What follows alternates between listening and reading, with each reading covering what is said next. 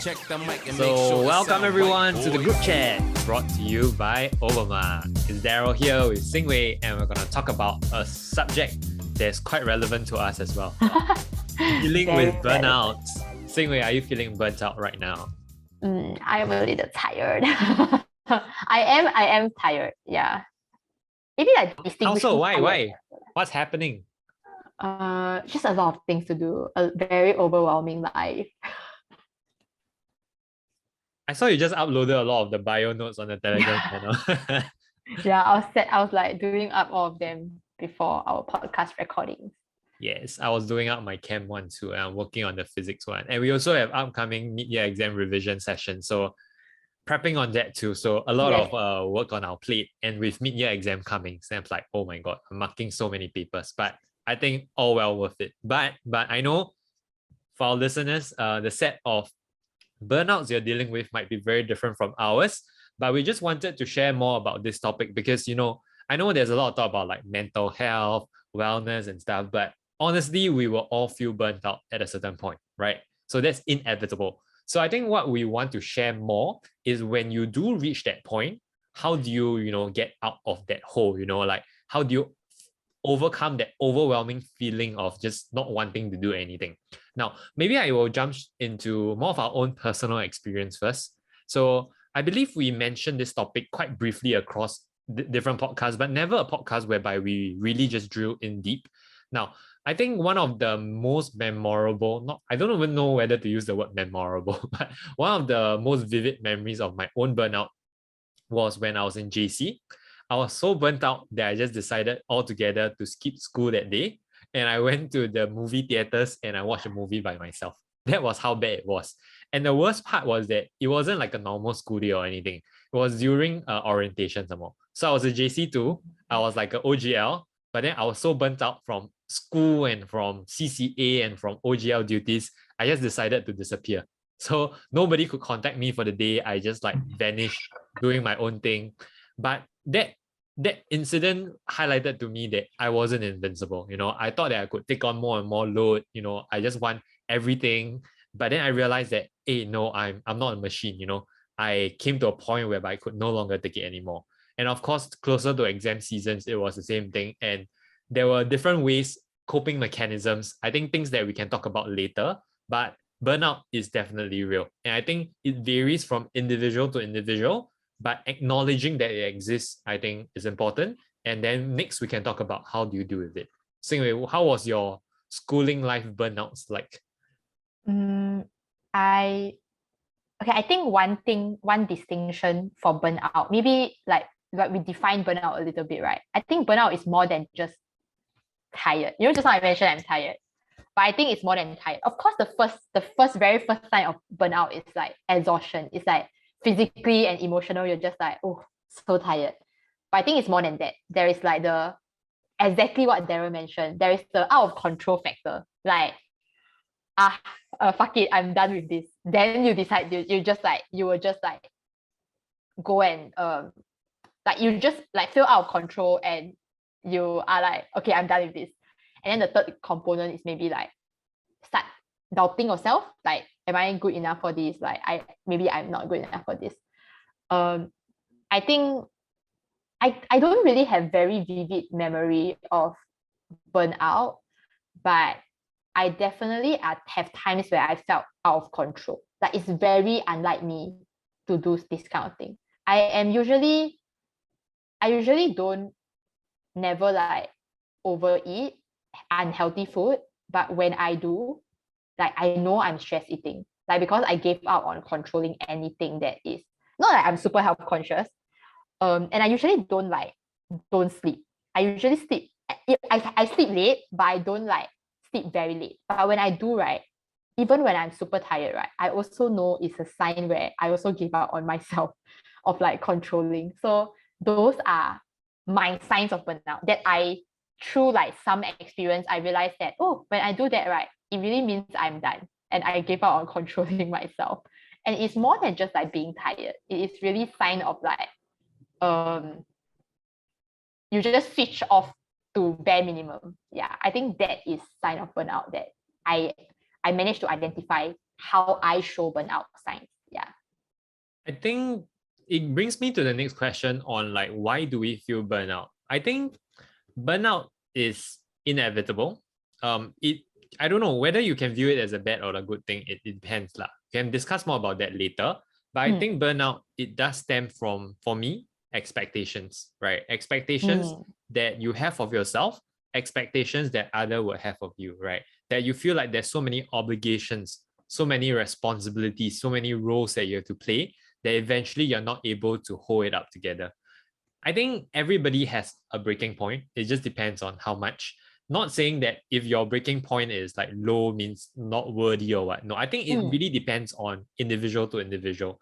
And acknowledging that burnout is real is a very important first step. If you even want to realize you're in a burnt out, then you can get out of it, right? So you need to understand that burnt out is a real state whereby I think you just feel constantly overwhelmed, that you're not able to function optimally because you feel that there are too many things that are weighing on your shoulders, right? Be it CCA responsibilities like academic workload or other various forms of stresses that you need to put your attention and mind to.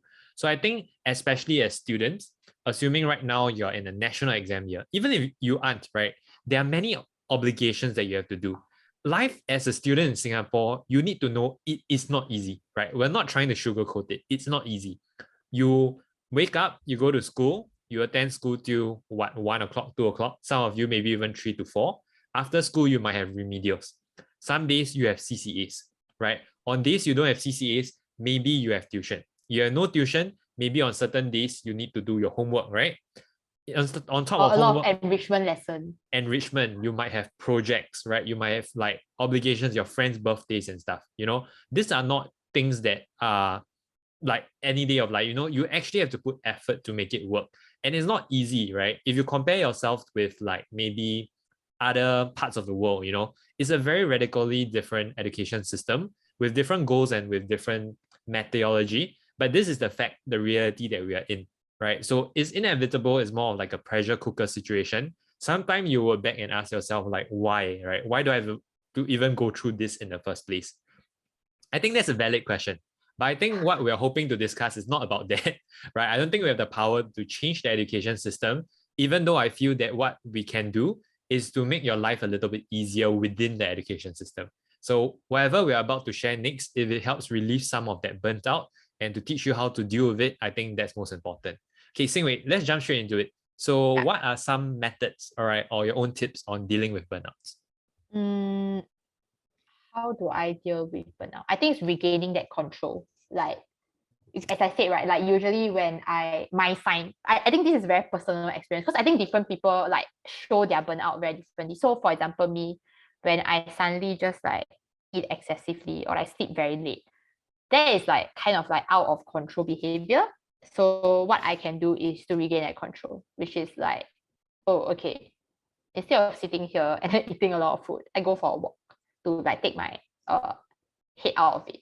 Or being so tired but I'm just not sleeping, I will go and like close my freaking phone and then like just go and sleep. Get like a good rest before starting all the whatever thing I have to handle again.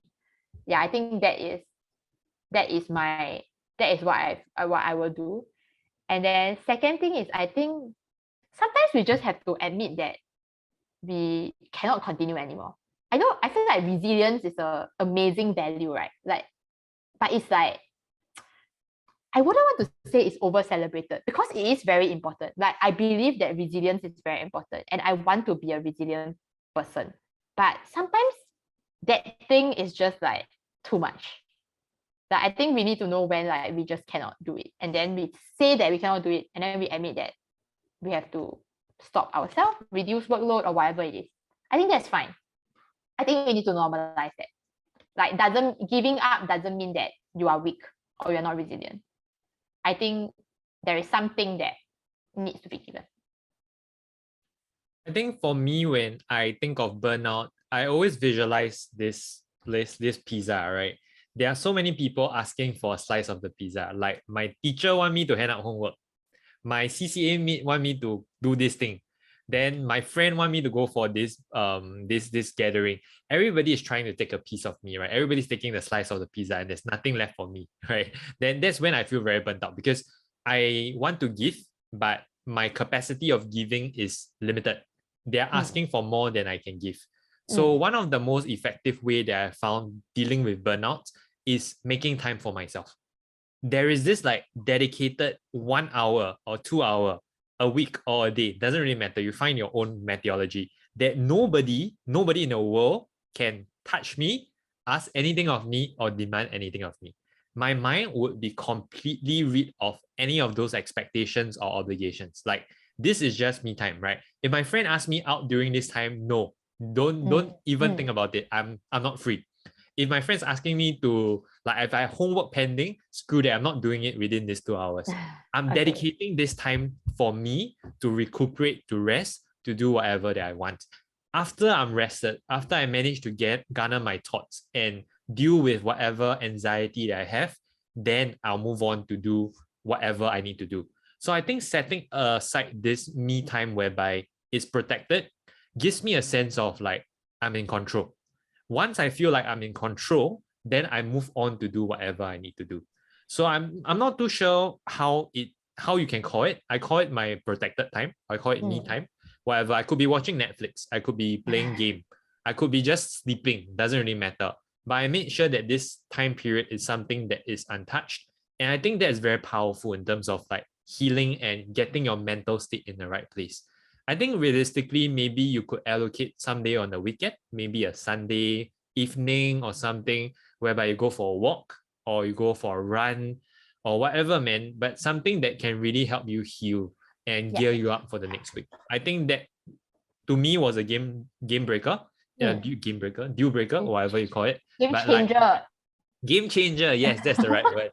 But after that, I realized it put me back in control, and to deal with burnout, that was one of my most effective methods. Yeah. So I think is as in everybody's method is different. We're just sharing our own know-hows, and it works for you. Maybe it's worth giving it a shot. I think at the end of the day, it's about not bottling up those emotions, and I think it's important to recognize that it's real and then dealing with it. All right. A lot of us, we try to suppress, like we say, we're fine, I can deal with this. But you need to realize that no, you're only human, right? You have a certain set of emotions and feelings. If you're not able to function, you need to acknowledge that first, then find ways to deal with it. So never underestimate burnouts, because it's really important to make sure that you're in a good mental state, because if you're not, it can escalate and it can snowball. For example, if you let it drag out and stuff, it might affect you over prolonged periods of time. It adds further stress. And inevitably, if it pushes you into a state where you feel depressed and stuff, then it's really tough on you and also the people who care about you. So you want to be, I always say this, self-awareness, right, is 50% of the problem solved. If in world problems, right, if everybody is self-aware, you realize that everything is so much better. So self-awareness is really building that idea of knowing how to acknowledge how you feel and to view the way you're dealing with things objectively. Then you realize that, oh wow, life takes a very drastic change. Anyway, I'm just gonna ramble a bit more because I wanted to share this as well. One of the things that I realized was very important in terms of the burnt out portion is to not take myself too seriously. I think that is really some of the most devastating burnt out triggers, because you have such high expectations of yourself. You expect, you want to do everything, you want to fulfill every role perfectly until a point whereby you are stretching yourself way too thin, that you leave nothing left for yourself. I think that is one of the situations where I felt the most burnt out ever, because I wanted to do everything and I wanted to put my all into everything. I think that is not a bad aspiration to have, but you also need to be self-aware that it's also not realistic. So sometimes don't take yourself too seriously. What do I mean? Don't expect yourself to be perfect at everything you do. Sometimes just take it chill. Like maybe you have a certain, I don't know, like a certain situation. Okay, maybe a school test, right? You have an upcoming test. Like if you really feel too burnt out to study and revise for it, like just fuck it lah. Like well, whatever. Once or twice is fine, but I mean, don't let it be permanent. But what I'm saying is that, sometimes in life, you realize that actually when you look back, a lot of things don't matter. So don't take yourself too seriously. Don't put yourself in a position whereby you expect unrealistic outcomes from yourself when you know it's impossible. I think that is what I mean by not taking yourself too seriously. Xing Wei, what's your interpretation of that? I think you brought out like a super good point, because like whatever we say, right? I said like, gaining control, having a rest day, all this kind of thing, right? It can ease, like, gain back control, and we can check, like we can be ready to go again.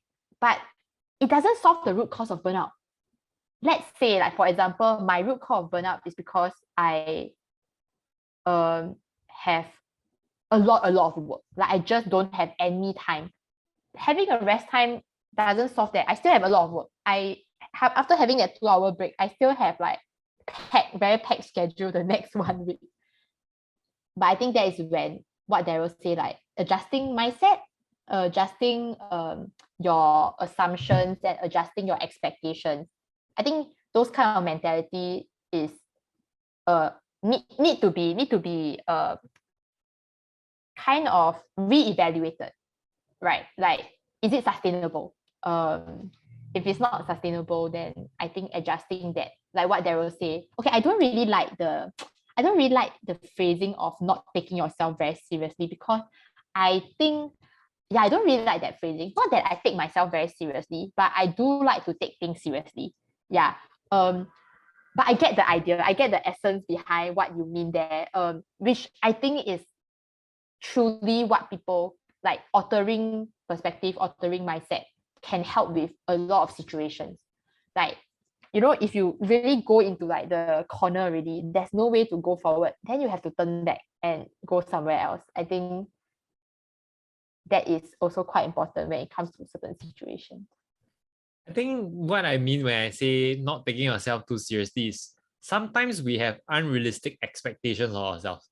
I think that is very toxic. Like, you demand like perfection, but perfect is never perfect. I think that's the part whereby yeah, we need to realize that it's impossible. Now, I think back to something that Xing Wei mentioned about perspective. I think is about really reevaluating how you look at things. I call that a paradigm shift in certain situations, which is you have a completely radically different view of a certain situation. So a lot of time you might feel overwhelmed because you have so much obligations with academics, you have so much obligations with your CCA, your social life and stuff. But a paradigm shift could be something as simple as, maybe for social life, for example, the important thing is not about spending every single living minute texting your friend and being with your friend that you can't have any time for anything else. But the paradigm shift can be that it is more about being there with your friend when they need you and making dedicated effort to feel connected. Instead of time, it's like quality time. I don't know. But that could be one paradigm shift. It's like, whoa, now I freed up maybe like 8 hours a week or something like that, right? Or your paradigm shift could be that homework is stressing you out. But then you realize that, it's not about the homework workload. It's about when I do it, right? Because if I leave it till the last minute to do it, I feel very stressed. But what if you choose to do it 2 days earlier? Then you don't feel the anxiety. So you shift your entire timeline forward by a bit. Then that could be a paradigm shift. Or one of the best paradigm shift you could achieve is that you realize that certain things you are able to let go. For example, maybe you are in like 2-3 CCAs, right? And then you're like, wow, I feel burnt out. That's like low-key you're asking for it, right? You're asking too much from yourself. So maybe you need to reevaluate and think about it. Which matters the most to you? What is truly important? What is something that if you let go, you would really regret? Most of the time, if you give yourself a choice, you only can choose 1 out of the 3 or 2 out of the 3.